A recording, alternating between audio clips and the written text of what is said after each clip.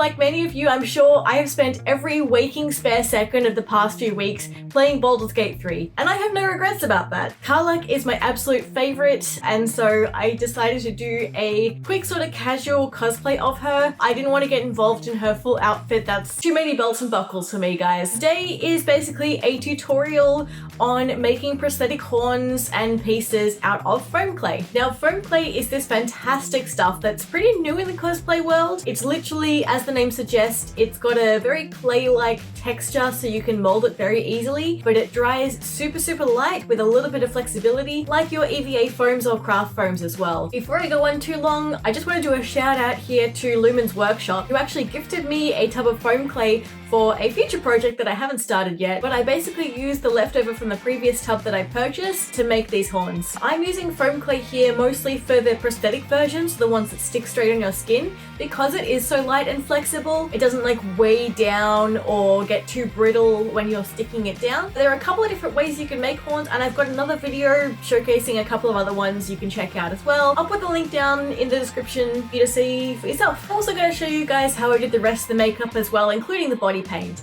So let's jump straight into it. Before we get carried away with the horns, we're just gonna make those little round bits that go on her shoulder, kind of like the fire vents. With a round bit of foam clay, I'm just gonna roll this one out into like a long sausage shape, I guess, and then curving this around, just joining the two ends together. I'm just gonna use my fingers to try and smooth that gap where it joins. I'm just gonna use my fingers to try and like press down the outside edge, and I've got a paintbrush end that I'm just gonna run through the middle here to try and make it look a little bit sharper and less like a donut, and we're done. Now just make 10 more of them. Now we're going to make some of those little spiky bits she's got around her horns. So to get that shape, instead of rolling it perfectly flat, I'm just going to roll it on an angle here so we get more of a cone. I'm going to press this down into the paper here and just smooth it out a bit further, and just picking it up, I'm going to press my finger into that flat space just to create a bit of an indent. That way when it sits against the skin, it'll kind of stick out a little bit but still angle upward. Now make a bunch more, and don't forget to make a couple of different sizes. Done with the little stuff, it's time to get into how I made these boys, which is the real meat of the video. The part you can really sink your teeth into.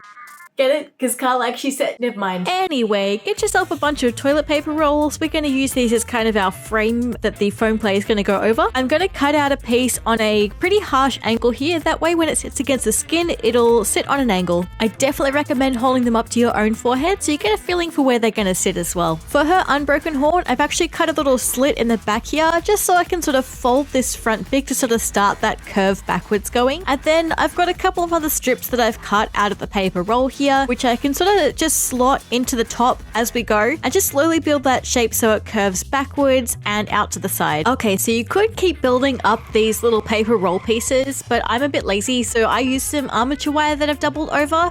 I'm just going to step this all the way through to the horn, and I'm just going to like poke it through the sides and tape that down to get it nice and secure. Bend it into place, start to curl it round until it's roughly that same shape of that horn. Okay, this is a fun part. So we've got a ton of aluminium foil, and I'm literally just going to like create it, scrunch it into a strip, and just kind of like mold it around the existing wire. Also, is it just me, or is the foil scrunching like weirdly ASMR? And this is just going to kind of bulk it out to start to create the actual horn shape here. Alright, after a few more layers of foil, I am happy with this one. I did put it up to my forehead to just bend a little bit further into place, make sure I'm 100% happy with the shape. The broken horn was even easier. I didn't need any wire. I just sort of shoved a rough lump of foil into the top there and secured it around with some sticky tape. One last step before I get into the foam clay is I'm just going to wrap each of these with some masking tape. It's just going to help reinforce the shape a little bit, and I do tend to find that foam clay sticks a little bit better to the masking tape than it would do the foil. We're finally ready to work with some foam clay on these horns. So for this part, I'm just going to squish down a big piece into sort of like a long pancake shape, I suppose. I think it's around about a ½ centimeter thick, but my main aim here is to get the entire horn covered in a relatively thick layer of foam clay so we can sculpt it from there. For the record, I don't recommend doing this on a brown piece of paper. I have no idea why I decided to do it this way. I guess I thought it would look cool in camera. Alright, we're just going to use this little pancake and wrap it around our horn and just sort of smush it into place. Use our hands to sort of smooth it out as we go. go. I don't really know how to explain the technicalities of this part. I'm kind of just winging it as I'm doing it myself, to be honest. I will say that foam clay doesn't stick too well to other surfaces, but does stick really well to itself. So if you find it's not sticking as you go, as long as you can like wrap it all the way around the horn, you should be good to go. I think I used about 3 of those little clay pancakes to get this whole horn covered, and I used a little bit more on the end just to sort of elongate it, make it into a nice little point. Alrighty, the horn's looking a little bit lumpy at the moment, so we're going to smooth this out. Now the good thing about foam clay is because it's got a water content in it, you can basically just wet your hands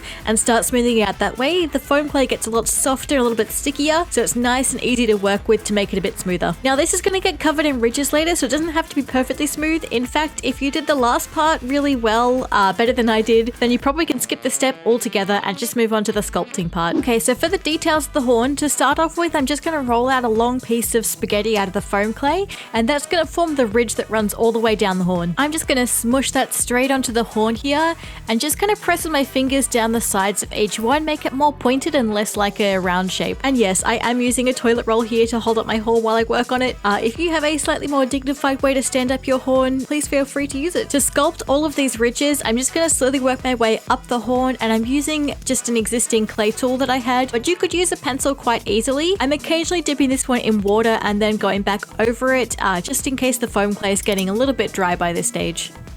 Alright, I'm happy with how this one's looking. Now doing the whole thing again for the broken horn, except just in the end here, I've just poked the foam clay a little bit a few times to create that sort of rough stump. What's the worst part about using foam clay? The waiting game. Because we're going to set all of that aside and give it a full 48 hours before we do anything with that now. To get everything ready for priming and painting, I've got some scrap insulation foam here and a bunch of tiny toothpicks. So I'm just going to prick each of these spikes on the bottom side and just mount them into the insulation foam to keep them upright. And for my little metal circle thingies, I've just got some masking tape. I'm just going to stick them down onto to hold them in place. For a priming layer, I'm using Flex Bond. It has a consistency very similar to wood glue, and I'm just going to paint a thin layer over all of my horns and smaller pieces here. I'm going to let that dry fully before I do another couple of thin layers on top. The main reason we do a priming layer is it can help smooth things out a little bit, and it also creates a good layer that the paint can stick to very easily. Apologies for the terrible footage for this part, guys. But I did basically cover all of my pieces in a black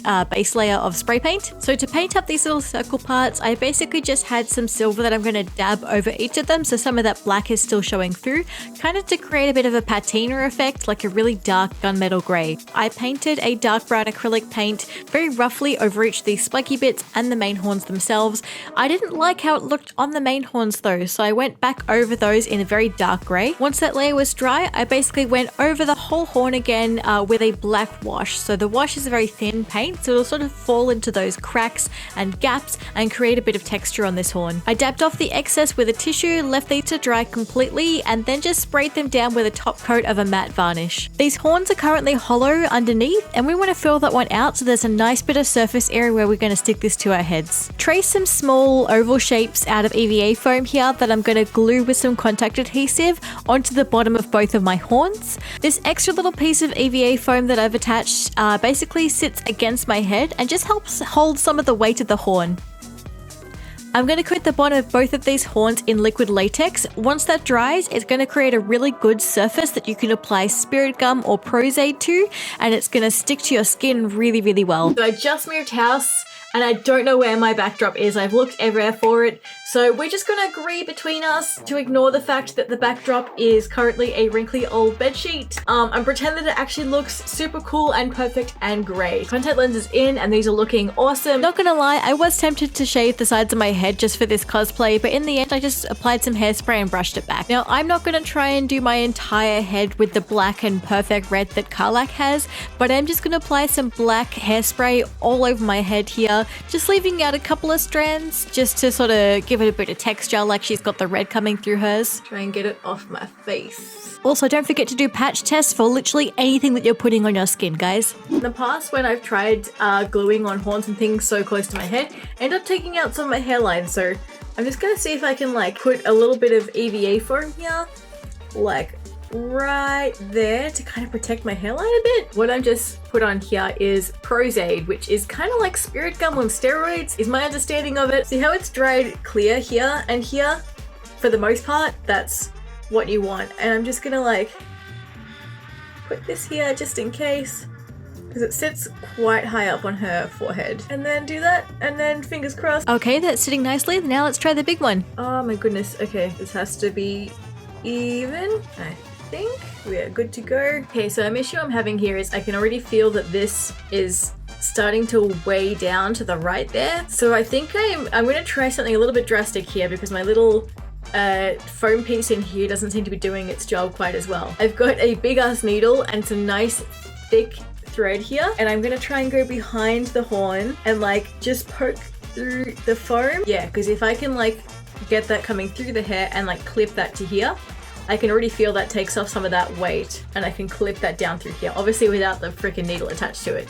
Gonna need like the most heavy duty bobby pins and stuff that I can find to kind of clip that into there. Okay, while these horns are holding on for dear life with thoughts and prayers, what I'm gonna do is get some liquid latex, and I'm just gonna go ham around here, and also I'm gonna be sticking some stuff into that latex. These small spikes are quite light, so just with a little bit of latex on the bottom and sticking them straight onto my head, they're sticking totally fine. So I'm just gonna layer these ones up. Okay, I'm pretty happy with that, guys. So I'm just gonna try not to move my forehead for a bit while the latex up here dries. But what I have to paint my face and neck and everything with is this grease paint from Kryolan. Except I forgot that I'd already used this and I don't have heaps of it left. So I'm gonna try and spin this out over my whole face and maybe my shoulders as well. But in the meantime, I've got these ears and I'm painting these up with Kryolan Aquacolour, which is a water-based one instead. That way, hopefully I'm saving the rest of that, and I'm just hoping that I don't run out before I finish painting the rest of me. Now realizing that I can't have all of these things on because I need to do freaking makeup on my chest. I've got this sort of like thick and thin wool yarn, like offcuts from a previous project, and I'm gonna try and dip them in latex and use them to create all of that cool scarring that she's got. So this was my first time trying this. It was a bit of an experiment for me, but I think it worked out pretty well. It's very rough looking scar tissue, but I think that works perfectly fine for Karlach. Also, quick tip guys, latex, you don't want to use any real brushes. I'm using like a silicone clay tool to apply mine. While the latex is still wet, I'm just gonna take my rings and just stick them straight onto my arm. On the other side here where I don't have the latex, I'm just going to put some Prosaide on the back. Remember, you can use spirit gum instead if you can't find Prosaide. So I've got some time to kill while that liquid latex is drying. So I've got some Prosaide that I've put onto the back of these ears, and once that is dried clear, it's time to put them on. And I'm also just dotting a tiny bit of liquid latex just at the joints here on these ears, which will hopefully help hold it in place a little bit. Okay, I decided I'm going to use the grease paint over here because it's going to have really good coverage over these like latex bits that have dried off now. And then if I run out, I can use the water-based one on my face because the face is already pretty even, so that's going to be alright. The paint I'm using here is Kryolan Supracolour. It's a grease paint. Grease paint is great for getting really good coverage. It's very easy to work with to leave you a nice smooth base. And it does have that buttery, greasy texture, which means you do have to use a setting powder at the end to make sure it gets rid of that shininess on your skin and to set it in place. I may actually manage to get everything done with just the grease paint, given how well it's sort of spreading out, so fingers crossed. While past me is speed running the makeup, I'll tell you a little bit about watercolor face paint, which is kind of the main alternative you'll find to grease paint. As the name implies, it's water activated. It works very similar to a watercolor paint that you would use on paper, except a little bit thicker, so you still have pretty good coverage. I find it a little bit harder to get a smooth coat overall if you're doing like a full body paint in one color, just because once it does dry, it's very hard to touch up. If you try and put more watercolor over existing watercolor, it can just sort of muck it up a little bit. That said, the one advantage is not having to use setting powder and it having dried really quickly. I do find it really good for details, like if you're doing line work. Okay, so this is the messy part because with grease paint, it's greasy, right? And to stop it being like shiny like this, you have to set it. So you have to use a setting powder like this and just get stuff everywhere and just get that tapped in, and then you can sort of brush it off, and then it should sort of even things out and also just stop that whole area being greasy. So I'm just gonna take a second to cover literally everything with white powder. Also guys, I have no idea why this particular bit of footage turned out so grainy. I'm basically a grandma with technology, so I'm just gonna ignore it and move on. So even in my everyday makeup, I like to contour quite heavily to give me the jawline that I wish I had. But even if you're not that into contouring most of the the time. If you're doing an all over unnatural color like this, I definitely recommend it going pretty heavy handed. The contouring can make a big difference between making it look like a flat painted look to having it feel a little bit more real. I recommend using a matte eyeshadow that's a slightly darker color than the rest of your skin. If you're new to contouring, don't be afraid to look them up right here on YouTube. It's actually how I learned most of my skills. I'm just slapping on some super rough contouring around the scarring here. It's more just to provide some color variation than anything. I ended up going back in with a black eyeshadow to bump that contouring up even more. It might look a little bit extreme in this light, but with the final lighting, I reckon it looked pretty good. Camera has like a really shitty autofocus thing that's really hard to turn off, so it keeps changing the focus and I'm really sorry about that. Anyway, I want to do her glowing chest thingy and I tried putting on like orange paint over the top and just is not spotted. So what I've got is like a white grease paint. I'm just going to do a couple little spots of that and then that's going to be like my base that I can go over with like orangey yellows and then hopefully that'll work a bit better. Okay, just tapping some yellow eyeshadow in the middle of each of these. It's looking pretty good. I'm going to be just tapping a orange eyeshadow around the rim of each of these and then just slowly blending it out, and it does look pretty glowy by the end of it, so I think this was the right decision. Just using a pinky red water-based color paint here, just going over some of these scarrings to create a bit of a highlight. Okay, pretty happy with that scarring. It looks amazing. I'm very happy. You use that same sort of like purpley tone that I use my contour, and I'm just going to kind of dab it through the middle just to give it some definition. I don't want like lipstick or anything like that. Around my eyes, I'm going to use a eyeliner pencil on my waterline and then shade around my eyes with a super dark red matte eyeshadow. I'm going to fill out my brows here with that black eyeshadow that I had before, and guys, I'm so sorry I had my hand in front of the camera the whole time here, but at least you can see my eyebrows over the top. Back into the eyeshadow and I added in some black eyeshadow, same as for the contouring, just to bump that up a little bit more. And I'm just going to finish off with some winged eyeliner and some eyelashes. Okay, basically now it is just hair, fangs, and belts back on. Because remember, there's the string in there now that's kind of holding that horn up. So I gotta kind of work around that a little bit. This might have looked a little bit nicer with a wig, but everything I'm using in this cosplay is just things that I had at home already. It felt a little bit wasteful to buy a wig just for this. These fangs are from the brand Scarecrow and they're the best I've found so far. For lighting, I've got on my plain backdrop here a little bar light, just getting some pink. I've got a red ring light over here that's kind of just sitting this side of my face, just to give it a bit of definition over here. And on this side, I've got a orange ring light that is going onto the backdrop as well. Don't know if it's really doing that much, but I'm gonna leave it up there. It's a cool color. All right, you guys, I am finally finished. I'm really like happy about how this looks right now. I've got my fangs in, my hair's looking good. The horns are staying surprisingly secure. I've got most of my hand here painted up, cleverly disguised the rest in the gloves so I don't have to paint the whole thing. I hope you guys like this too and found it useful or at least entertaining. Yeah, so thank you guys for sticking around for this one. Massive thank you to Artemis, Harry, Dakota, Residual Images, Tamara, and Yuri as my top tier ultimate supporter patrons. Thank you as well to all of my patrons on the tier of Juniper's friends. Those names are appearing on screen now, so thank you to all of you guys. And thank you to all of my other patrons as well that support me at the lower tiers. Every little bit helps me keep doing more creative projects like this. Yeah, if you want to join them, you can head over to my Patreon. The link will be in the description below. I hope you liked this, guys, and I will see you in the next video. Bye!